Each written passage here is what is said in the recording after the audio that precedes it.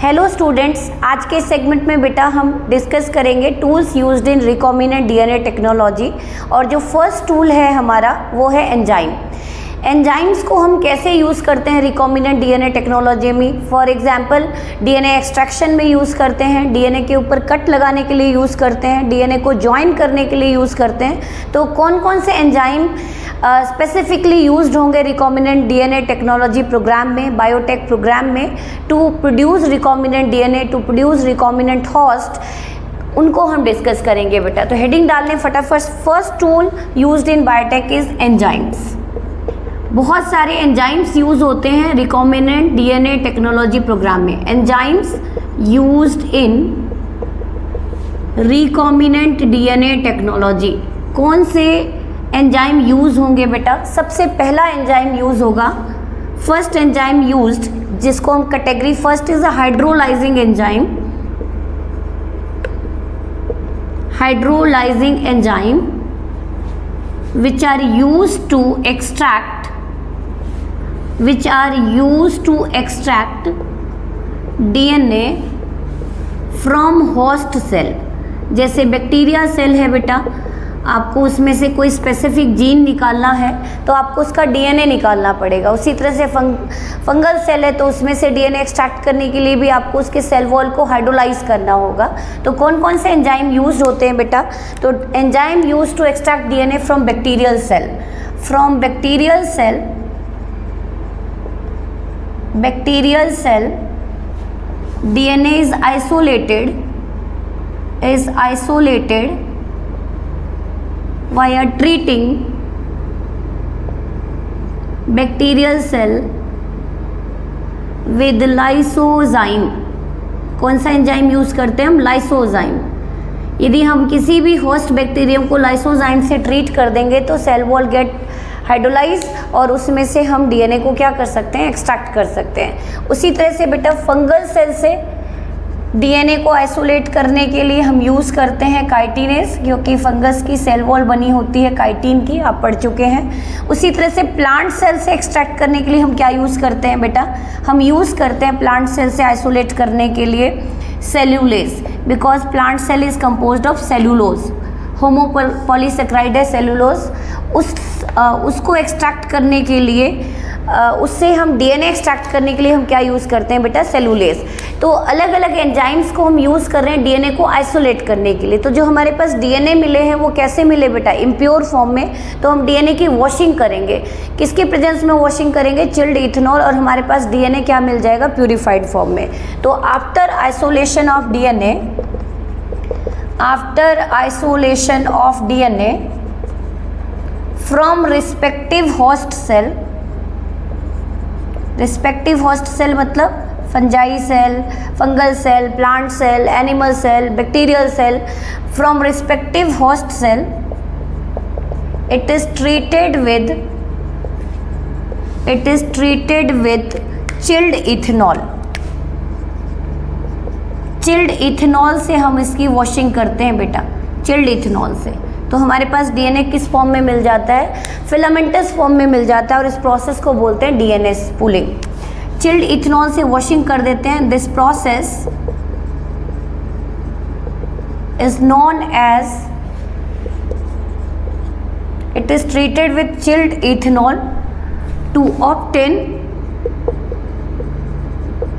obtain DNA filament in purified form। DNA filament in purified form, and this process is known as DNA spooling।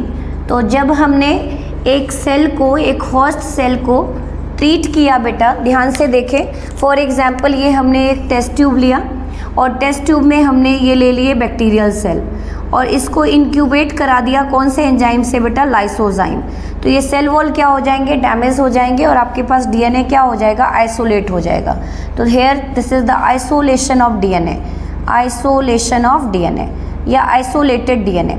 अब ये isolated DNA में बहुत सारी impurities हैं, तो हमने इसके अंदर किसका क्या डाल दिया, क्या ऐड कर दिया? Chilled ethanol.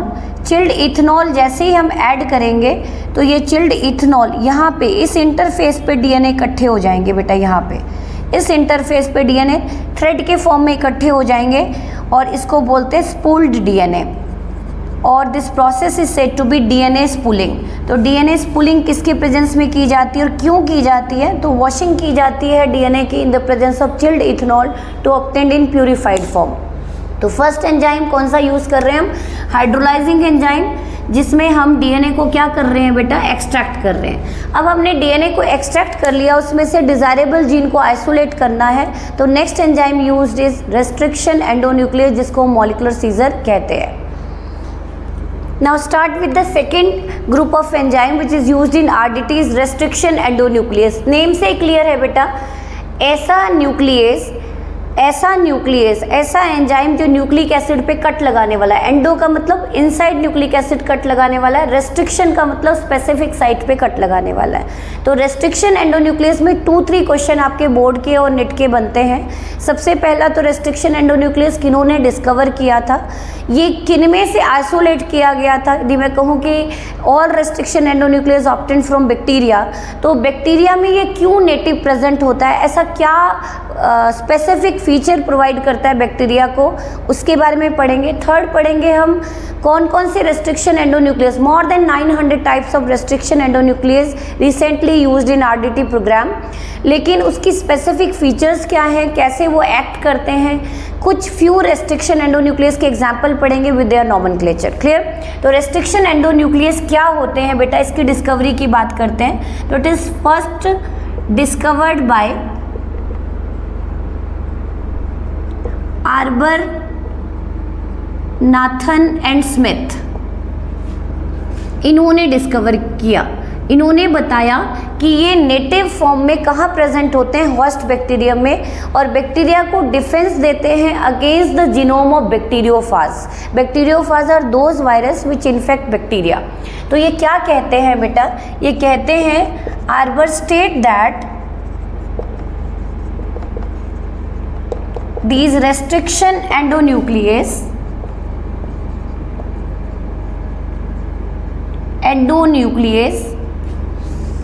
are complex enzyme। Complex enzyme है, मतलब ड्यूअल रोल प्ले करता है। It is a complex enzyme play dual role in bacteria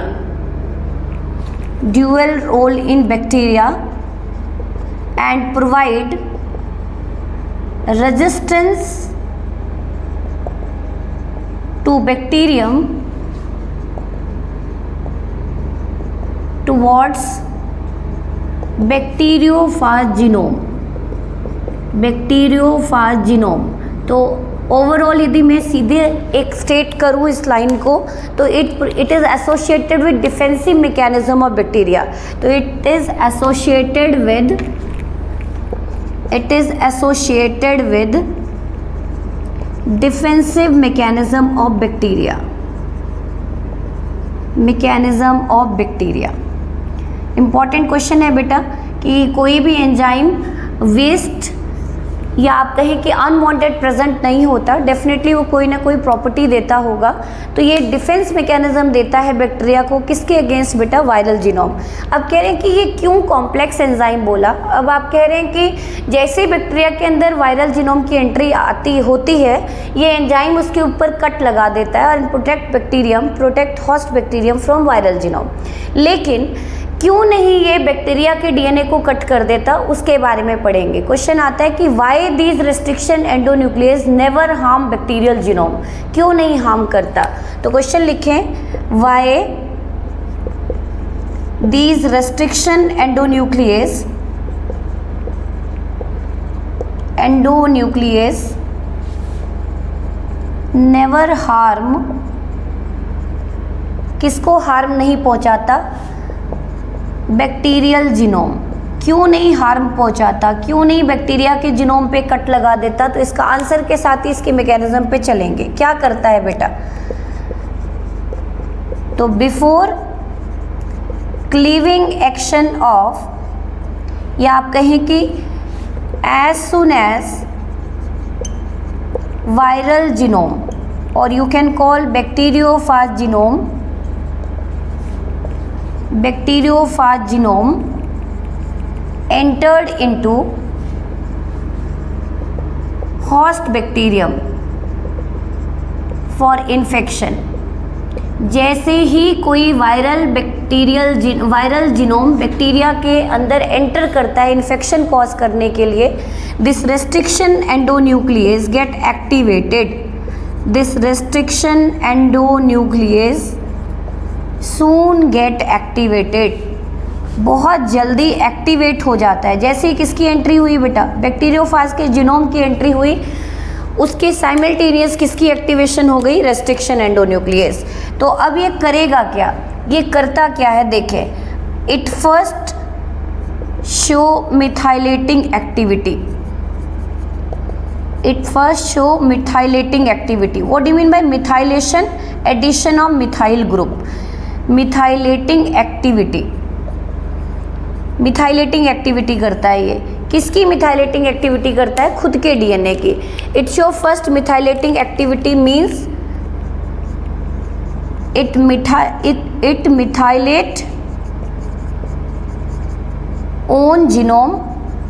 अपने जीनोम को मिथाइलेट कर लेता है. मतलब जैसे वायरल जीनोम की एंट्री हुई, खुद के डीएनए को क्या कर लिया इसने, अपने डीएनए को मिथाइलेट कर लिया.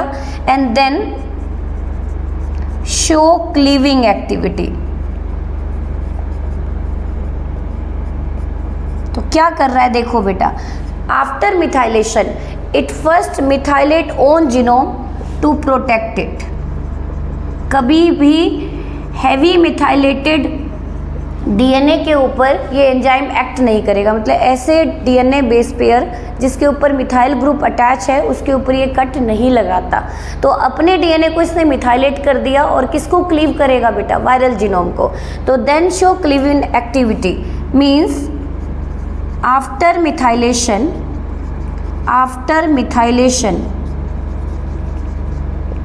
it first identify specific recognition sequence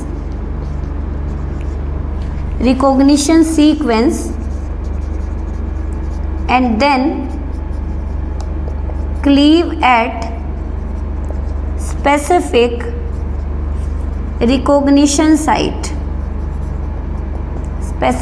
recognition site. Hopefully आपको ये पॉइंट क्लियर हो गया होगा कि क्वेश्चन क्या पूछा गया बोर्ड में कि restriction endonuclease it is present native in host bacterium. Specific bacteria का अपना स्पेसिफिक रेस्ट्रिक्शन एंडोन्यूक्लियस होता है जो उसको डिफेंस देता है किसके अगेंस्ट बेटा, वायरल जीनोम बैक्टीरियोफाज जीनोम के अगेंस्ट, ताकि उसमें इन्फेक्शन ना हो, वायरल जीनोम की रेप्लिकेशन ना हो, उसकी फर्दर लाइफ साइकिल ना चले और होस्ट बैक्टीरियम को डैमेज ना पहुंचे. तो अपने डीएनए को प्रोटेक्ट करने के लिए उसने क्या किया, मिथाइलेट. फिर वायरल जीनोम को आइडेंटिफाई किया, स्पेसिफिक रिकॉग्निशन सीक्वेंस को आइडेंटिफाई किया और रिकॉग्निशन साइट पे क्या लगा दिया, कट. जैसे रिकॉग्निशन साइट पे कट लगेगा, यदि वायरल डीएनए को क्लीव हो गया तो this viral DNA, this bacteriophage genome not able to further infect host bacterium. तो अपने आप को प्रोटेक्शन के लिए नेटिव प्रेजेंट है. तो ये बात किनको पता चली, आर्बर को और नाथन को, और उन्होंने देखा कि ये एक ऐसा एंजाइम है जो डीएनए पे क्लीव करने की पावर रखता है. तो क्या हम इसको as a molecular scissor use कर पाएंगे आरडीटी में. तो उन्होंने देखा कि there are 3 types of restriction endonuclease native found in bacteria, type 1, type 2, type 3, जिसमें से सिर्फ हम टाइप 2 ही आरडीटी प्रोग्राम में यूज़ कर सकते हैं, इन विट्रो कल्चर में यूज़ कर सकते हैं डीएनए पे कट लगाने के लिए. तो नेक्स्ट देखते हैं properties of restriction endonuclease. Now start with properties of restriction endonuclease. ऐसी क्या फीचर होते हैं बेटा, इसके बारे में सबसे पहले किन्होंने एक्सप्लेन किया, आर्बर एंड नाथन ने. फिर आर्बर, नाथन एंड स्मिथ ने कॉमन नोबेल प्राइज शेयर किया फर्दर डिटेल इंफॉर्मेशन देने के लिए and for the use of restriction endonuclease in RDT programme. तो प्रॉपर्टीज़ क्या है रेस्ट्रिक्शन एंडोन्यूक्लियस की, ये हर एक रेस्ट्रिक्शन एंडोन्यूक्लियस ये 3 टाइप्स के होते हैं बेटा. There are 3 types of restriction endonuclease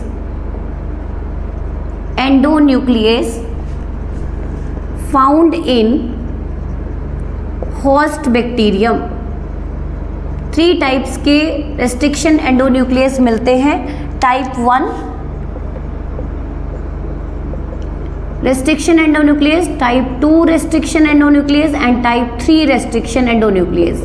लेकिन हम आरडीटी प्रोग्राम में सिर्फ कौन सा यूज़ कर पाते हैं बेटा? टाइप 2। तो आप लिखें ऐसा क्यों? क्योंकि टाइप 1 टाइप 3 जो है it not work in the presence in the absence of ATP और it cleave ability to cleave only 1 strand of DNA. दोनों स्ट्रैंड पे कट लगाने की इनके अंदर पावर नहीं है। लेकिन जो टाइप 2 है तो लिखिए आप type 2 restriction endonuclease, type 2 restriction endonuclease used in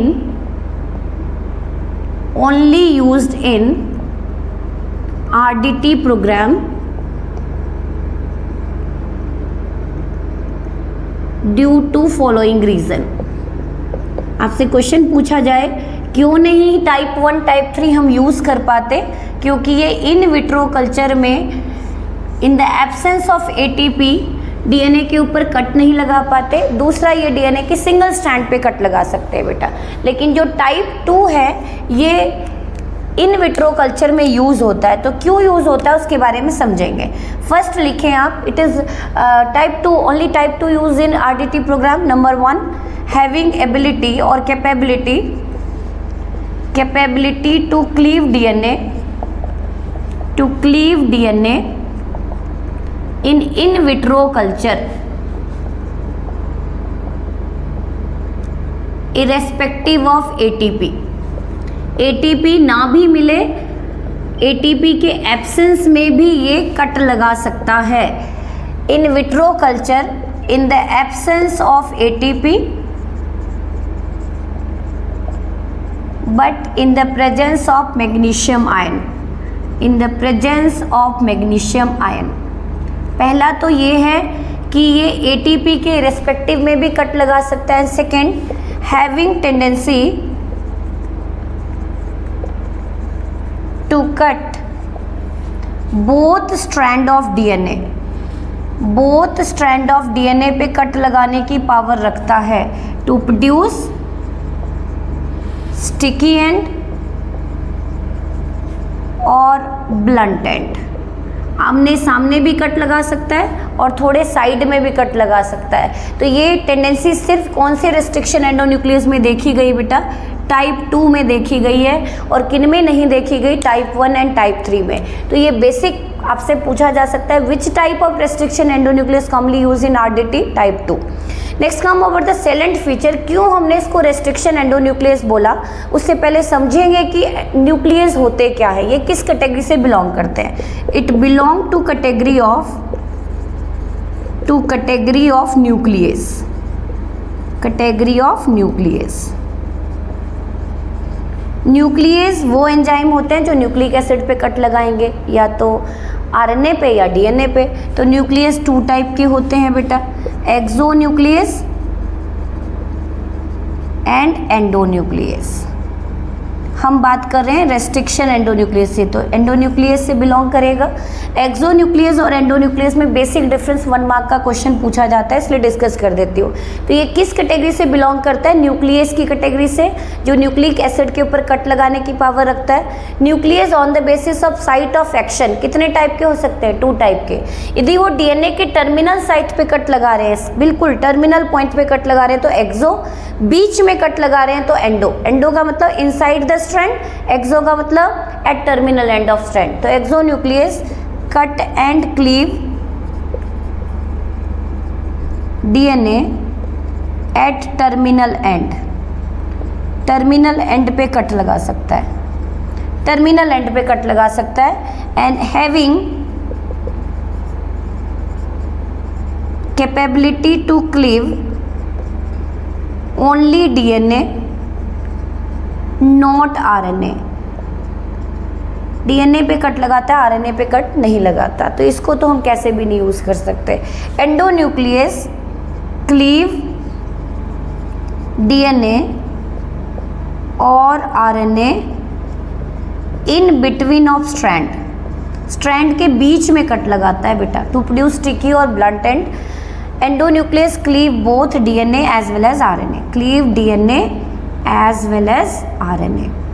लेकिन हम एंडो और एक्सोन्यूक्लियस डिस्कस नहीं करेंगे, हम डिस्कस करेंगे प्रॉपर्टीज ऑफ रेस्ट्रिक्शन एंडोन्यूक्लियस।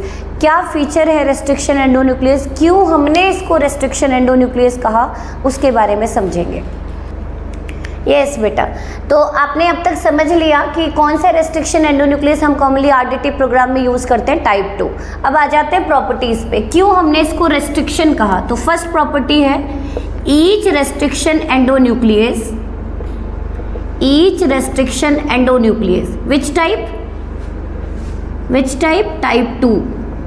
कौन सा टाइप हम यूज़ करते हैं आरडीटी में, टाइप 2, जो इन विट्रो कल्चर में डीएनए के ऊपर कट लगाता है एक स्पेसिफिक साइट पे। तो each restriction endonuclease first identify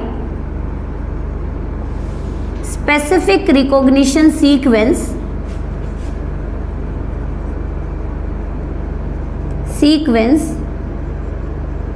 and then cleave at specific recognition site, specific recognition site पे कट लगाता है। फॉर एग्जाम्पल आपके सामने कोई भी हाइपोथेटिकल सीक्वेंस गिवन है, तो आपके पास एक सीक्वेंस है GAATTC and this is complementary anti parallel होंगी, तो CTTAAG कॉम्प्लीमेंट्री बेस पेयरिंग है बेटा, G के साथ C कॉम्प्लीमेंट्री बेस पेयरिंग करता है, A के साथ T, T के साथ A, vice versa, and C के साथ G, वाइस वर्सा। तो ये आपके सामने एक सीक्वेंस है, किसकी रिकॉग्निशन सीक्वेंस है बेटा, इको R1 की। डिस्कस करेंगे क्या है इको R1। तो this is the recognition sequence, this is the recognition sequence of eco R1। This is the most common use restriction endonuclease जो हम आरडीटी प्रोग्राम में यूज़ करते हैं, और इसकी रेस्ट्रिक्शन साइट है, ये कट लगाता है बेटा G और A के बीच में। It first identify recognition sequence and then cleave at specific sequence, specific site पे कट लगाता है। तो इसकी कहाँ पे कट लगा रहा है, G और A के बीच में फॉस्फोडाइस्टर बॉन्ड को क्लीव कर रहा है। तो this is the recognition site, जहाँ कट लगाता है उसको क्या बोलते हैं हम, रिकॉग्निशन साइट बोलते हैं। क्लियर। तो क्या नजर आ रहा है आपको, जो भी रिकॉग्निशन सीक्वेंस है, आप 5 प्राइम टू 3 प्राइम पढ़ें, GAATTC, इसका मतलब सीक्वेंस क्या है, readable same in same direction. 5 prime to 3 prime पढ़ें या 3 प्राइम टू 5 प्राइम पढ़ें, 5 प्राइम टू 3 प्राइम पढ़ रहे हैं तो भी GATTC आ रहा है, फिर इधर से 5 प्राइम टू 3 प्राइम पढ़ें तो भी GATTC आ रहा है। These word are said to be palindromic word और पैलिंड्रोमिक सीक्वेंस। सेकेंड फीचर क्या होना चाहिए, recognition sequence must be palindromic in nature. Palindromic किसके लिए हम वर्ड यूज करते हैं, word readable same in both direction. जैसे मैडम कैसा वर्ड है बेटा, आप आगे से पढ़ें तो भी मैडम, पीछे से पढ़ें तो भी madam, these are palindromic word. Clear. तो recognition sequence must be palindromic in nature, that is readable same in both direction. दोनों डायरेक्शन से पढ़ते हैं तो सेम रीडिंग होती है, ऐसी सीक्वेंस को बोलते हैं पैलिंड्रोमिक सीक्वेंस और palindromic word. And this type of DNA sequence called chimeric DNA, optical isomer of chimeric DNA। ऐसे DNA जिसकी रीडिंग सेम हो दोनों डायरेक्शन में, उसके लिए हमने वर्ड यूज़ किया पैलिंड्रोम और काइमेरिक DNA। तो रिकॉग्निशन सीक्वेंस होती है हर एक एंजाइम की, पैलिंड्रोमिक होने चाहिए, और एक स्पेसिफिक साइट पे क्या लगाते हैं, कट। तीसरा, it cut phosphodiester linkage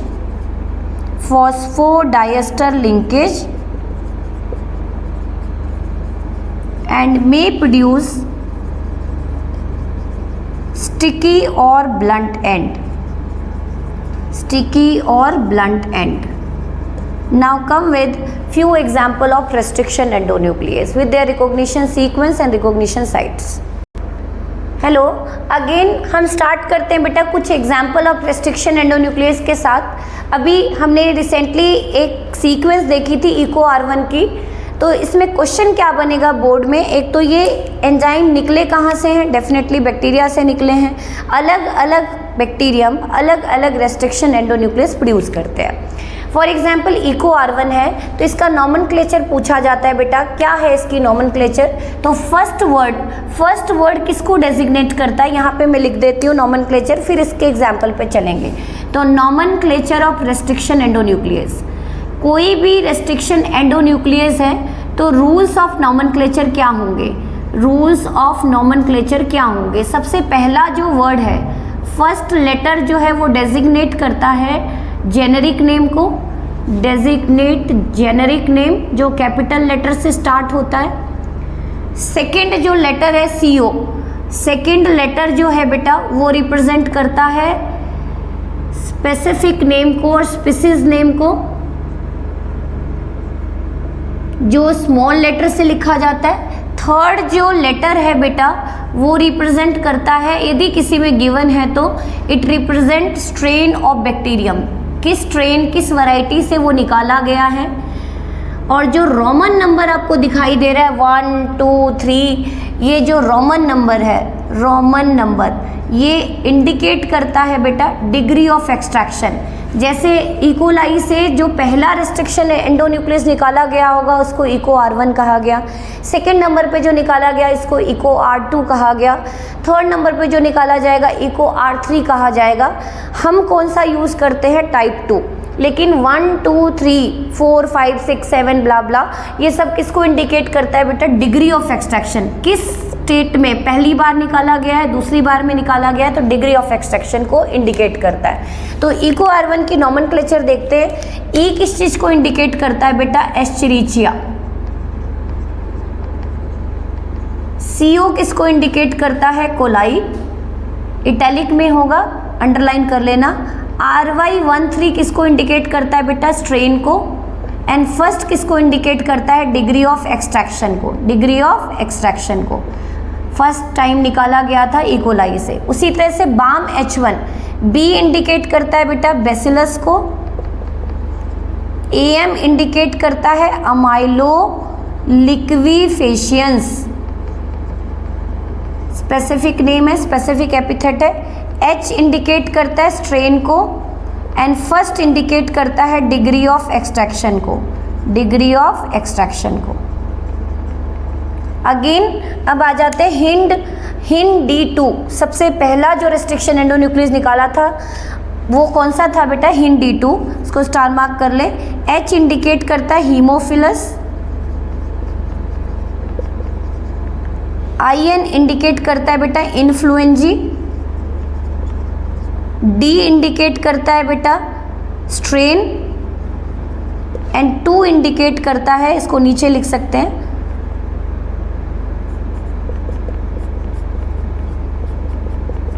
to indicate करता है degree of extraction, degree of extraction को। लास्ट रेस्ट्रिक्शन एंडोन्यूक्लियस आ जाते हैं यहाँ पे ही थर्ड किसको इंडिकेट कर रहा है, अगेन हीमोफिलस। H इंडिकेट कर रहा है हीमोफिलस, AE इंडिकेट कर रहा है एजिप्टियस एंड थर्ड इंडिकेट कर रहा है बेटा डिग्री ऑफ एक्सट्रैक्शन। तो आपको ऐसा नॉमेनक्लेचर पता होना चाहिए कि कोई भी गिवन है, हालांकि आपका बोर्ड में मेनली कौन सा आएगा, इको R1, क्योंकि NCERT किसकी नॉमेनक्लेचर दे रहा है, इको R1। फिर भी आप 1 2 3 कुछ कॉमन नॉमेनक्लेचर देख सकते हैं जो फ्रीक्वेंटली यूज होते हैं। तो इसमें आपने देखा कि ये जो तीनों रेस्ट्रिक्शन एंडोन्यूक्लियस है ये कैसी एंड प्रोड्यूस कर रहे हैं बेटा, these restriction endonuclease produce sticky and. कैसे एंड प्रोड्यूस कर रहे हैं, अल्टरनेट साइड पे कट कर रहे हैं, इसीलिए हम स्टिकी एंड कहते हैं इसको। आमने सामने कट कर रहे हैं, GGCC CC GGCC, ये किसकी सीक्वेंस है बेटा, हीमोफिलस एजिप्टियस की सीक्वेंस है, रिकॉग्निशन सीक्वेंस। कट कहाँ लगा रहा है, G और C के बीच में, तो ये कैसा एंड प्रोड्यूस कर रहा है, ब्लंट एंड, ब्लंट एंड। तो इस तरह से रेस्ट्रिक्शन एंडोन्यूक्लियस रिकॉग्निशन सीक्वेंस को आइडेंटिफाई करते हैं, देन कट लगाते हैं। तो इस तरह से बेटा जितने भी रेस्ट्रिक्शन एंडोन्यूक्लियस हैं दे प्रोड्यूस स्टिकी एंड और blunt and, cohesive and produce करते हैं। तो अलग अलग एक हमने अपने डिजायरेबल जीन पे कट लगाया स्पेसिफिक एंजाइम से, स्पेसिफिक रेस्ट्रिक्शन एंडोन्यूक्लियस से, सेम वही एंजाइम हम यूज़ करेंगे किस पे क्लीव करने के लिए बेटा, वेक्टर, और दोनों डीएनए को लाइगेट करेंगे। तो लाइगेशन के लिए third category of enzyme use होता है डीएनए लाइगेज। तो first enzyme is hydrolysing which is use to isolate DNA. Second category of enzyme is restriction endonuclease which is said to be molecular scissor और molecular scalpel, जो DNA पे cut लगाते हैं to obtain desirable ends, desirable DNA with sticky और cohesive end. And third is DNA ligase, DNA ligase which is said to be molecular glue, molecular glue which is used to ligate, which is used to ligate two DNA sequence with sticky और blunt end, sticky और blunt end। और generally lambda 4 DNA ligase हम use करते हैं बेटा, use करते हैं इन RDT programme. दो अलग अलग डीएनए सीक्वेंस को स्टिक करने के लिए हम कौन सा यूज़ करते हैं, लैम्डा 4 डीएनए लाइगेज। तो this is the complete explanation of enzymes which are used in RDT programme. In next segment हम डिस्कस करेंगे gel electrophoresis. Thank you so much.